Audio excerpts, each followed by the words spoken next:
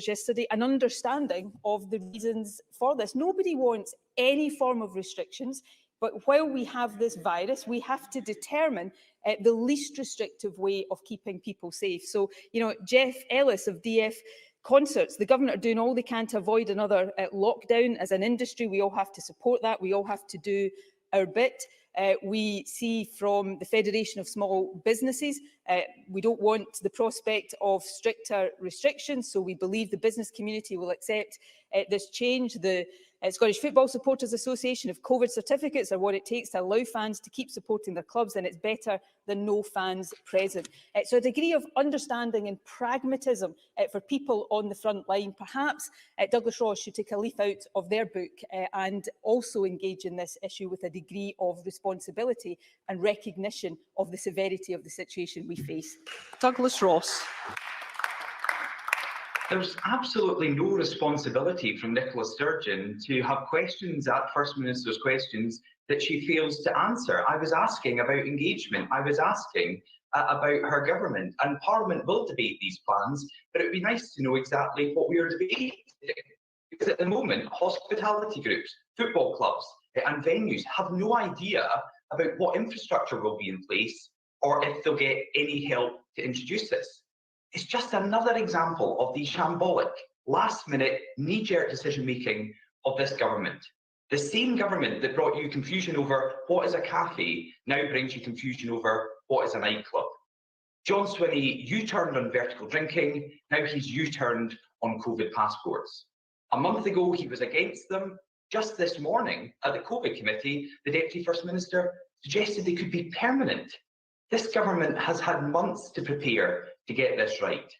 If any of this has been properly thought through, will Nicola Sturgeon tell us exactly what infrastructure will be in place, who will administer it, what financial support will be available, and is the Deputy First Minister correct that these passports might be permanent?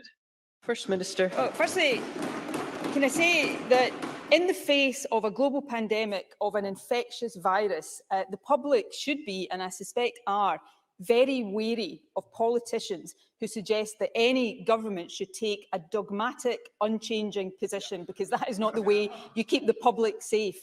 In terms of looking at this, we have been considering it carefully. I could paper the walls of this chamber probably with quotes from me expressly saying that we hadn't ruled this out, that we wanted to consider it carefully. We were keeping our minds open. We had ruled out ever asking for vaccine passports for essential public services, but for settings like nightclubs, there was a debate to be had and a case to be made.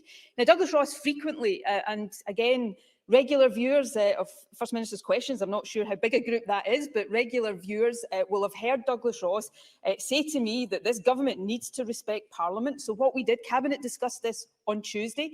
I came to Parliament to tell Parliament first yesterday that this was the government's intention, that we would take that to Parliament next week. We are engaging with sectors across the economy. We'll put the detail to Parliament to allow Parliament to decide, and then we, assuming Parliament agrees, we will implement this. That is not just the way government should operate, it is often, until it doesn't suit him, the way Douglas Ross demands that government operates.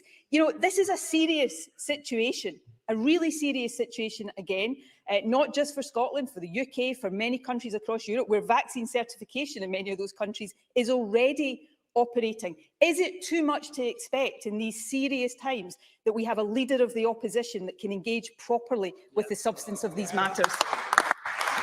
Douglas Ross. Is it too much to expect to have a First Minister to answer First Minister's questions? Unless the First Minister has failed to notice it, Parliament is sitting at the moment. Elected MSPs are asking her questions and she's unable to answer. She may be able to paper the walls with her views on COVID passports, but she has been singularly failed to answer a single question about what that will mean for businesses and industries across Scotland. Now, this government used to grandstand about its handling of the pandemic. You don't hear those boasts anymore. And from the display from the First Minister today, it looks like vaccine passports are going to add to a long list of failures from this government. We heard today that thousands of long COVID sufferers in Scotland can't get referred to a support service. Yet the SNP's flimsy pamphlet on NHS recovery didn't contain a single mention of long COVID. A&E waiting times are the worst in 6 years. Drug deaths, the worst in 7 years. Alcohol deaths, the worst in 8 years. People can't get to see their GP and they're waiting hours for an ambulance. The First Minister is losing her grip on COVID and the NHS is in crisis. This pressure is only going to build as we move towards winter. So when will she give us a real plan to get our health service back on track? First Minister. We have a recovery plan.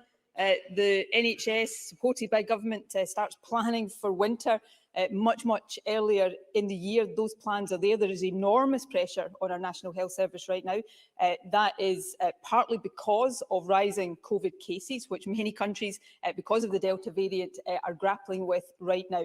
I would say in passing that had it been down to Douglas Ross, we wouldn't even have in place some of the mitigations against COVID that we do have in place, because he wanted us to remove all of them and have no protections against the transmission of COVID.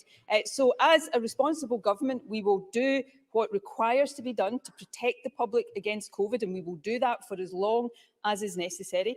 We will also support our NHS with £1 billion of additional targeted resource to support recovery. When I saw one of the Tory spokespersons commenting on this last week, the day I think the recovery plan was published, she seemed to be saying that it was bad that we committed £1 billion because the Tories had wanted us to commit to £600 million. So I wasn't entirely sure I followed that logic. On long COVID, we have invested, I think, £2.5 million on research projects. We've invested money in support services through Chest, Heart, Stroke Scotland that are making a number of very legitimate points today about the further work we need to do to ensure support for those suffering from long COVID. So we'll continue to do what needs to be done to take the decisions to support the NHS and to support the country to get through this COVID crisis. That's the responsible manner that people expect from their government. And I welcome all contributions from across this chamber to that, but perhaps Douglas Ross can raise his game a little bit from screaming about U-turns and things like that, and actually be part of finding the solutions that the country needs right now. Question number 2, Anna Sarwar. Presiding Officer, in the past 18 months, our NHS staff have performed remarkably under pressure. I know everyone in this chamber agrees. But even before this pandemic, they were undervalued, under-resourced and overworked. This week, we have seen the number of people on NHS waiting lists rise to over 600,000. Does the First Minister agree that this is a humiliation for the SNP and a tragedy for the tens of thousands of patients languishing on ever-lengthening lists? First Minister.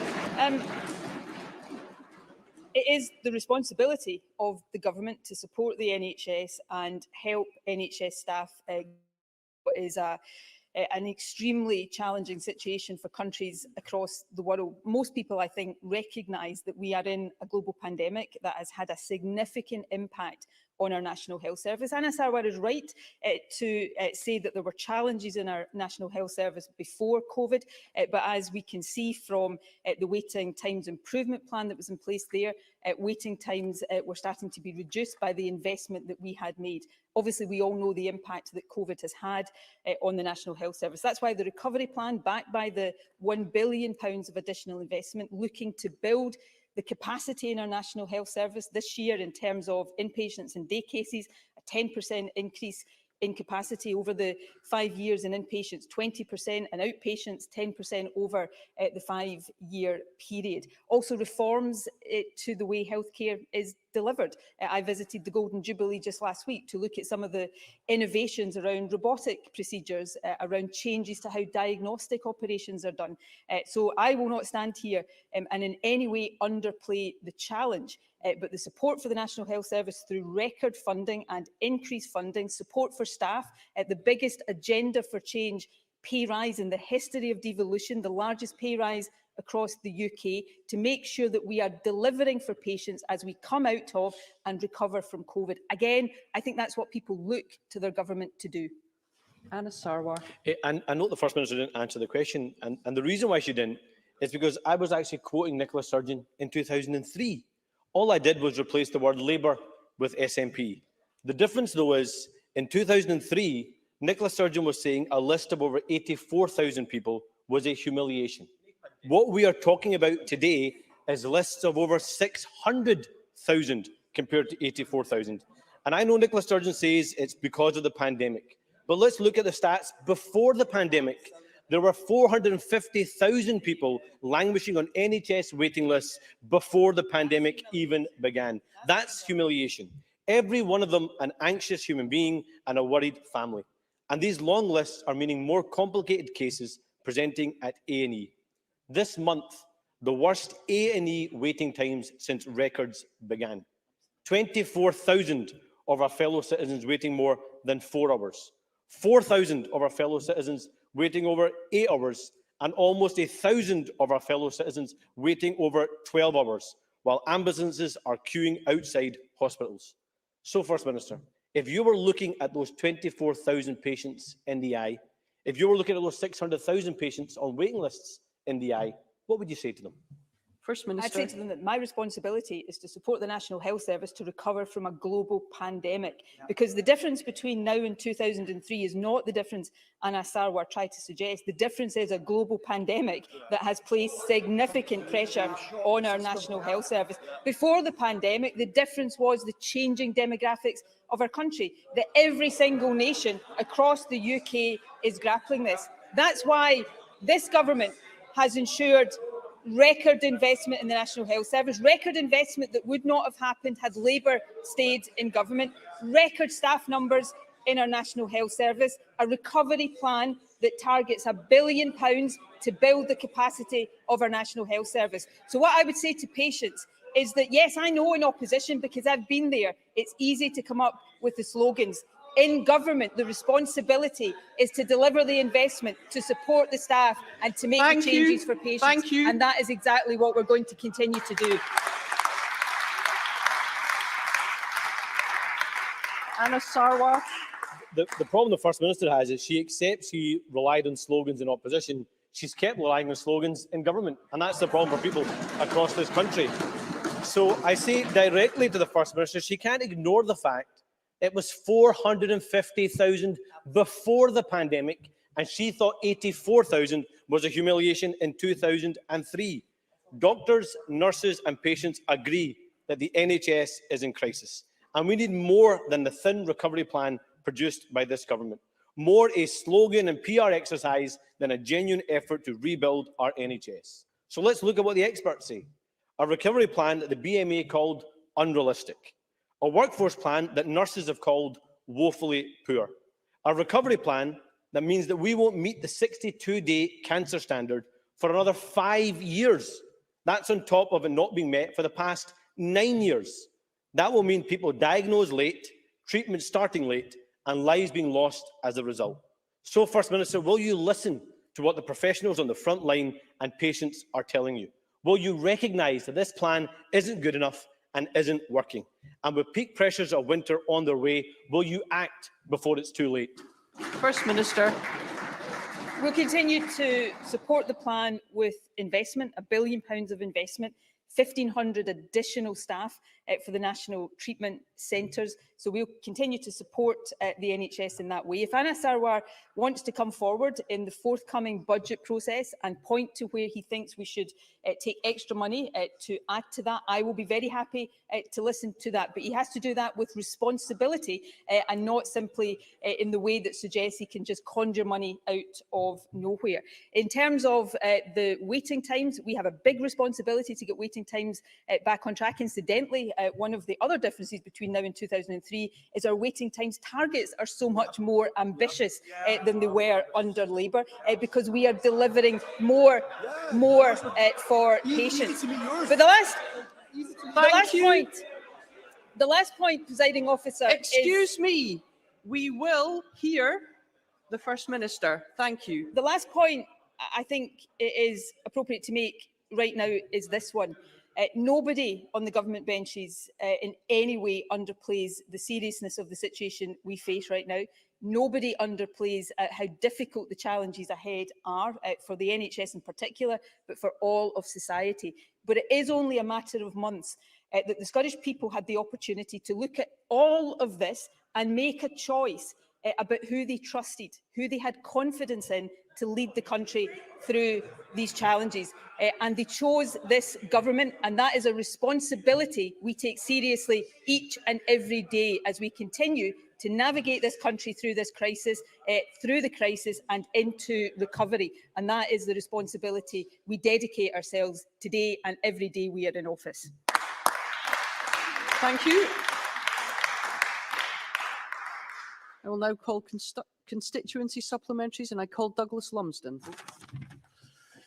First Minister, I, along with 400 others in the north east of Scotland, are taking part in the Novavax COVID vaccine trial. The NHS Inform website has no record of all these volunteers being vaccinated, and therefore we cannot download proof of vaccination, and therefore no QR code. Will the First Minister join me in thanking those volunteers and also ensure that these volunteers are not excluded from any events that may require proof of vaccination using the QR code-based system?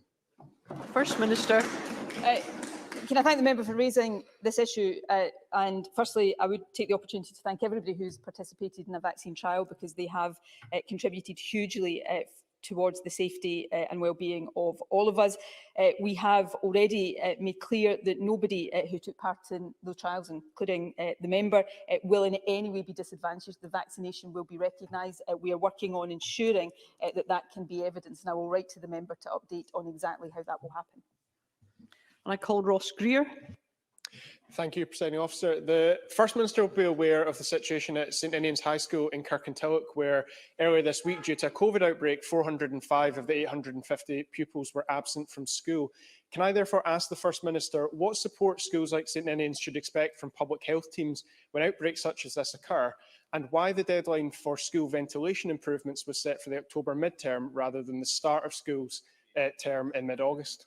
First Minister. On that latter point, it was to allow schools and local authorities the opportunity, as the schools came back, to assess the ventilation right across the school estate and to make sure that they were using CO2 monitors to do that and to put in place any remedial plans that are required, and that the ongoing nature of that work is being closely monitored. It is incumbent on local public health teams to provide appropriate support to schools or to any other setting that is experiencing an outbreak. We did change, and this was set out to Parliament, the rules around contact tracing and isolation in schools to try to reduce the number of young people that were being asked to isolate and therefore have disruption to their education when they were not in reality at risk of getting COVID. So there is now a risk-based approach being taken to that, led by Test and Protect and public health teams, and public health teams are there in every area of Scotland to offer advice and support to schools or others who need it. And Jamie Green. Thank you. The First Minister will be aware that temporary changes to the intensive care unit and any trauma care at Inverclyde Royal Hospital in Greenock will now be made permanent despite fierce opposition, a decision which will see hundreds of patients moved to Glasgow. This flies in the face of a commitment by the Health Board and by ministers in this very chamber that no such decision would take place without full consultation. Can I ask the First Minister if she will offer a firm commitment to the users of Inverclyde Royal Hospital, including its A&E and ICU departments, that those departments in their full capacity are there to stay to meet the full needs of all patients in the West of Scotland? First Minister. I'll happily write to the member with more detail on this. Certainly my understanding is that these changes are not permanent and wouldn't be permanent without full and proper consultation, but I'm happy to write to or ask the Health Secretary to write to the member with more information on that point. Question number 3, Alex Cole-Hamilton. Thank you very much, Presiding Officer. To ask the First Minister when the Cabinet will next meet. First Minister. Tuesday. Alex Cole-Hamilton. I'm grateful for that answer. I will state this clearly where others have not. I and my party are fundamentally opposed to vaccine passports as a matter of principle. Added to that, the rush to introduce this in short order throws up practical problems too. How will this keep up with vaccinations and the booster programme across borders? Because that's already in chaos. Hospitality see this as a threat and have no idea how they will police it. It's unclear what this means for young people. And will I need a vaccine passport to join a mass protest against vaccine passports? But above all, for the first time, Scots will have to provide private medical data to strangers to access freedoms in our society. Vaccines are the way out of the pandemic, but vaccine passports are not. There's no time limit and an open door for expansion. So can I ask the First Minister, where does this stop? First Minister. Well, can I say to Alex Cole-Hamilton, I don't agree with him on many of the points, but I've got a lot more respect for his position than I do for some of what we heard earlier on, because it is a principled position, and I think it is a legitimate debate. I've said before, I have my own concerns about the use of vaccine certification, but my view is based on the following. We are still in the grip of a pandemic. This is a highly infectious virus, and therefore doing nothing over the next period is not an option. We've got to stem transmission, and therefore it becomes a question of how do we do that in the least restrictive, most proportionate way. And therefore, you know, in terms of nightclubs, for example, it may be as we get into winter, I hope this wouldn't be the case, but it may be that the choice is not vaccine certification or no restriction at all around nightclubs. It may be something like vaccine certification or nightclubs having to have heavier restrictions and perhaps seeing closure again, which none of us want to see. So this is a proportionate step. I hope it will be a time-limited step. It will be very limited in terms of the application to settings. I said yesterday, we do not intend, certainly at this stage, and we would not do this without full parliamentary consultation either, to extend it to hospitality more generally. Vaccine certification schemes are operating in many countries. Ireland, for example, the closest to us, in many countries on a much wider ranging basis than I set out yesterday. I wish we weren't here. I genuinely wish we weren't in this position, but we are, and therefore we've got to think about every proportionate measure we can take to try to protect people. So we will set out the detail on this. There are some legitimate questions posed there that and some of them we have to work with other countries to make sure we have interoperability. None of these things are straightforward in the circumstances we are in, but my judgment is that this is a proportionate step, but of course it will be Parliament who gets to decide that next week. We'll now move on to general supplementaries, and I call Emma Harper. Thank you, Presiding Officer. Today, a consultation in England and Wales will close, which proposes increasing the qualifying age for free prescriptions from 60 to the state age pension of 66. Age UK have branded this move as a kick in the teeth for older people. This highlights the difference between the progressive SNP government in Scotland and the cruel politics in Westminster. Can the First Minister confirm that no one in Scotland will be left struggling or unable to afford medicines that they need to stay as healthy as possible, and that prescriptions will remain free for all? First Minister. Yes, it is certainly the position of this government that free prescriptions will remain. People should have access to the medicines they need without charge and without, as some people used to have to do, make invidious choices between taking their medicines and feeding themselves. I never want to return to that. In my view, it beggars belief that there is a consultation on taking away free prescriptions elsewhere in the UK for those over 60. It's not my decision, obviously, but I certainly hope that we don't see that direction of travel. But I can be absolutely categoric that certainly as long as this government is in office, free prescriptions are here to stay. Jackie Bailey. Health professionals in Chest, Heart and Stroke Scotland have published a long-term COVID action plan today. We know that at least 74,000 people are living with long COVID and the numbers are rising. Many of them are not getting the services they need. So will the First Minister agree with the recommendations in the report, in particular the creation of a long COVID fund for health boards to access? First Minister. Well, Chest, Heart and Stroke Scotland are doing a fantastic job. They are doing that job supported by funding from the Scottish Government. I think they have made a number of very important points today. They have published an action plan which has 4 key recommendations. I do broadly have sympathy with all of them, but we want to discuss them in detail with Chest, Heart and Stroke Scotland, which is what we will do. I think recommendation 4 is a long COVID capacity fund, and in the course of our budget discussions we will give that very serious consideration, as we will do with the other 3 main recommendations as well. Oliver Mundell. Thank you, Presiding Officer. Our exam system, just like our education system, must be there to serve all pupils. That has not been the case in the last 2 years, and that's shameful. But having considered the latest OECD report, does the First Minister agree that it would be unacceptable moving forward to create a situation where some young people could leave school with no option or opportunity to gain an externally assessed exam-based qualification? And does she recognise that exams are not a British Victorian legacy, but a Scottish education tradition? First Minister. Yeah, I do recognise the important role of exams in the Scottish educational tradition and not just the Scottish educational tradition. There is a need, I think, to properly consider for the future how we certificate the achievements of young people and what the correct balance is between formal exams and ongoing assessment. I think that is a debate we should all enter into, and we should come at it from the perspective of what is best for our young people. And I look forward to having views and contributions from across the range of perspectives on that. And of course, we will continue to take responsible decisions as we get our education system back on track and through the recovery from COVID as well. Question number 4, Stuart McMillan. Thank you very much, Presiding Officer. To ask the First Minister what discussions the Scottish Government has had with the UK Government regarding reports of retail stock and staff shortages in the run-up to Christmas. First Minister. Well, Scottish ministers first wrote to the UK Government about this emerging problem back in July. The Rural Affairs Secretary has written again this week seeking a meeting to discuss these challenges. I think the fact that we've had to ask for such a meeting tells its own story about how urgently or otherwise the UK Government is treating this issue. We've warned repeatedly of the damage that would be caused by Brexit. We knew that the loss of freedom of movement would be particularly damaging. And sadly, we're now seeing staff shortages putting real pressure on food and drink supplies. Images of healthy food rotting in the fields are astonishing. Frankly, for this whole sorry situation, the Tories should frankly be hanging their heads in shame. Stuart McMillan.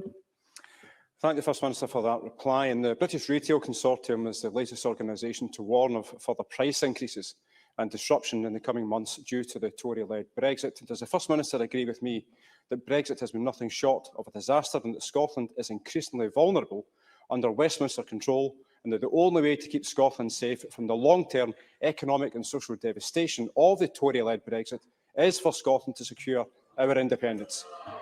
First Minister. Well, the Conservatives don't like to hear this, but we right now, not just in Scotland but across the UK, are in the quite incredible situation, unlike other countries across the European Union.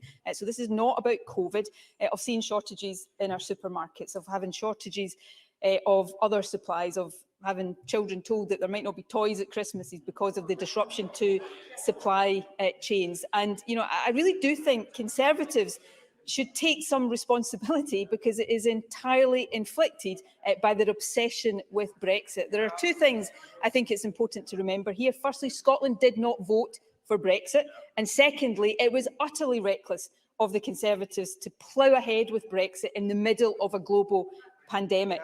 And, these issues do illustrate the fact that right now these are things that are being done to Scotland, not by Scotland. And the only solution to that is for us to take control of all of our affairs in Scotland. And yes, that does mean being an independent country. Michael Mara. Thank you, Presiding Officer. Has the First Minister ever told a senior Scottish police officer that she has lost confidence in them? And would it be appropriate for a First Minister to do so? That question is not relevant to the question. Supplementary questions should refer to the question that was asked. I will therefore move on to question number 5 from Tess White. Thank you, Presiding Officer.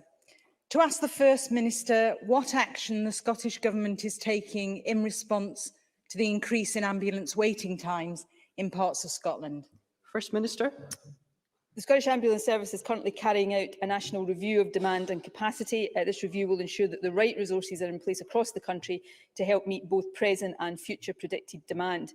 Over the past 4 years, we've invested over £1 billion and continue to invest with just over £20 million in additional funding being made available to support this review. So in the north of Scotland, this has resulted in 67 extra frontline staff, a mixture of experienced paramedics, newly qualified paramedics and technicians, along with 9 patient transport service staff. The Scotland-wide figure is 296.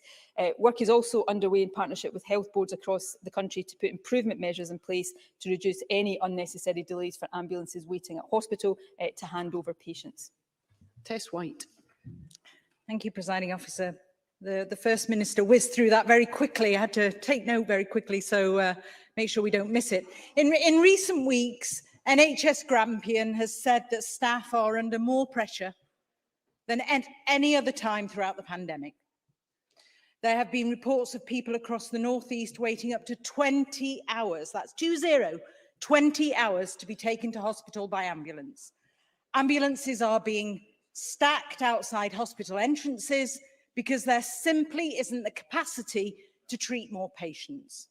A 28-page plan just is not good enough. Will the First Minister tell us what immediate action the Scottish Government is taking to address the crisis?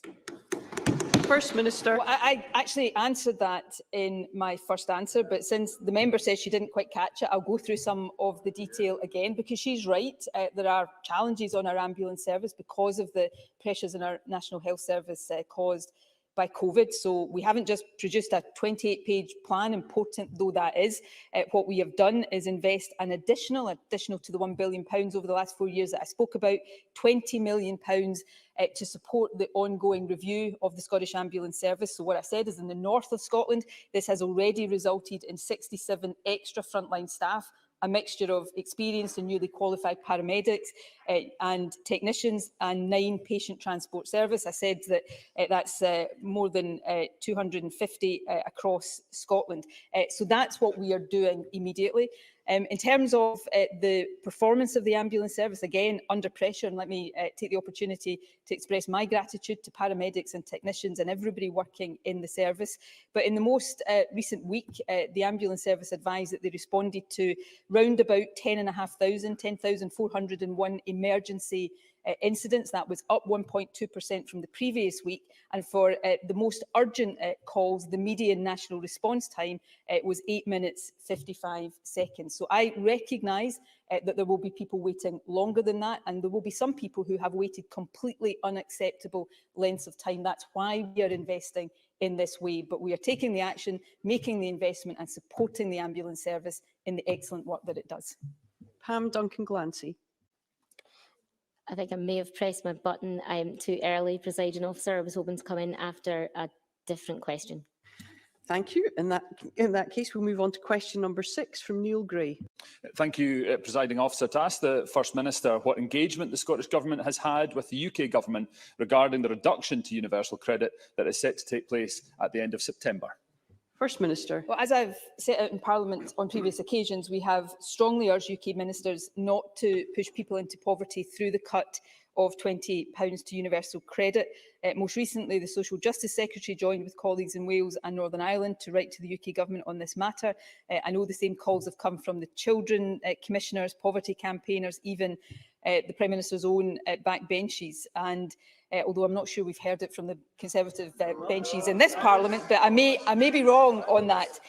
We know that families are struggling. This cut risks pushing a further 60,000 people, including 20,000 children in Scotland, into poverty. And just to put it in context, it would be the biggest overnight reduction to a basic rate of social security since the beginning of the modern welfare state more than 70 years ago. So I hope we could unite in this Parliament to call on the UK Government not to do this, not to take that £20 a week away from the people who need it most.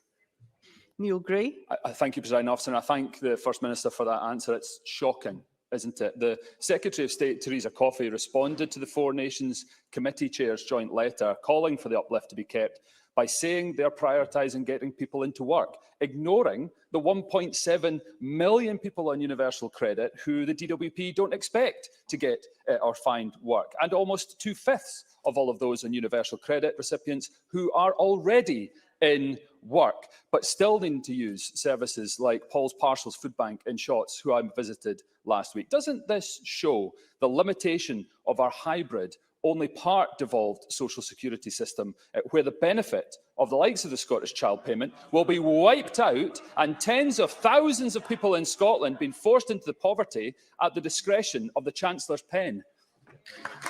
First Minister. There is a really serious issue here. I mean, the removal, which I hope doesn't go ahead, but the intended removal of the £20 a week will push thousands and thousands of people into poverty. And that is not something that any of us should sit back and be in any way comfortable about. And Neil Gray is absolutely right. To say that the Tories would rather people were in work, well, of course we want to support people into work where they can work, but so many of the people on universal credit are already working. That is the point that is being missed here. Many others are not able to work, but they will all have this £20 a week taken away. And as I said a moment ago, in Scotland alone, that's 20,000 children pushed into poverty. And that's why the other serious aspect of this is the one that Neil Gray raises. We have already, and we're rolling out the Scottish Child Payment, and there is rightly calls for us to go further with that and to increase the value of the child payment, which we're committed to doing. But this cut simply takes away money that we're trying to put into the pockets of the poorest in our society. It's a ridiculous way of these decisions being taken. So, you know, you don't even have to support independence, surely, to say that it would be much better if we could join up all of this within the powers of this Parliament so that we can decide and set aside the resources we need to lift children out of poverty, not to see them pushed back into poverty. So this is an issue, not the only one, but I hope this is an issue where we could find some real consensus across this chamber and act to tackle child poverty, not do what we can while watching a government elsewhere do the complete opposite. Duncan Glancy. Thank you, and I thank the presiding officer and the chamber for their patience with my error in pressing the button too earlier on. I hope that every MP will do everything they can to retain the uplift in universal credit. To remove it is abhorrent. The removal of the £20 uplift to universal credit will mean some families in Scotland will no longer be eligible for the Scottish Child Payment. Will the Scottish Government use the powers it has here and ensure that those families who would have been eligible for the child payment continue to get it? First Minister. We'll do everything we can through our powers and our resources to make sure that we lift children out of poverty, don't allow them to be pushed into poverty. And I absolutely respect and sympathise with the sentiment behind that question. But there is a really hard issue for us here in this Parliament.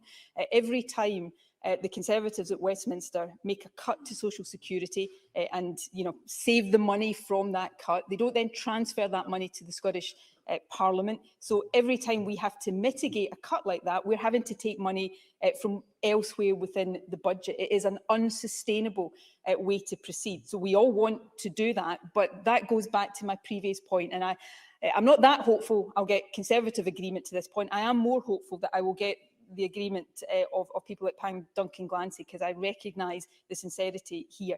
We need to bring all these powers within the Scottish Parliament so that we can do these things sensibly, and we can, the Conservatives who cannot bring themselves to oppose their own Chancellor taking £20 a week away from the poorest children in our society have no room to lecture me about using powers in this Parliament. Let's, those of us who genuinely care about lifting children out of poverty, come together in opposition to this callous, uncaring Tory government. Question number 7, Pauline McNeill. To ask the First Minister what plans the Scottish Government has to tackle public displays of anti-Irish racism and anti-Catholic prejudice. First Minister. Well, can I say very clearly there is never, ever any excuse or justification for hatred or bigotry, and I unequivocally condemn anti-Irish racism and anti-Catholic prejudice, and it should be called what it is and it should be called out. Scotland is a diverse, multicultural society. This diversity strengthens us as a nation, and that's why it's so important that we tackle all forms of prejudice and discrimination. Police Scotland, of course, is committed to protecting our communities and will act on all incidents of bigoted violence, disorder and vandalism, including follow-up investigations based on evidence gathered. And those who commit criminal acts motivated by prejudice can expect to feel the full force of justice. And I know the police have issued comment about the progress of a particular investigation just this morning. Pauline McNeill. I thank the First Minister for that strong answer. I hope that she agrees that there is still a clear problem with a minority of anti-Irish and anti-Catholic prejudice and a growing feeling that if those terms were sought with any other minority group, that the sentiments displayed on our streets would be treated far more seriously. And for the avoidance of doubt, I'm sure the First Minister is aware that the famine song contains the words, "The famine is over, why don't you go home?" as confirmed by Lord Carloway in his judgment in 2009. First Minister, I do welcome that there have been 3 arrests, I understand, last night in relation to this particular incident, and Rangers Football Club, which I applaud, have just announced indefinite ban of 3 members that they identified were involved in singing the famine song, and I think that has to be welcomed. I just want the First Minister just to reassure me that Police Scotland will respond proportionately to these offences, and in doing so, I offer my full support to the First Minister to work with her and with everyone to ensure that all forms of racism and all forms of bigotry are stamped out in Scotland. First Minister. Well, can I thank Polly McNeill for the question, the way in which she asked the question and the offer of support. I think we should all come together to tackle this. Can I say clearly, and I know everybody across this chamber will support this, I take the view that anybody who chooses to live in Scotland, whether they and their families have been here for generations or whether they have come to Scotland very recently, is home. This is their home, and we should not allow anybody ever to say, Presiding Officer. I would be grateful if members at all times in this chamber remember that we are privileged to represent the people of Scotland, and that at all times in this chamber we treat one another with great dignity and respect.